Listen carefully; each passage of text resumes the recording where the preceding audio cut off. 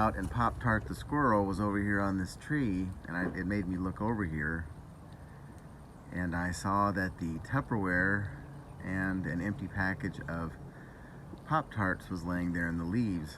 So I asked Nanny Cindy about that. Is that something she had done? And the answer is no. Apparently Pop Tart needed his Pop Tarts, and she wasn't there to give them to him, so he he took the Tupperware, figured out how to open it, and got his Pop Tarts out. So there you go. Love you.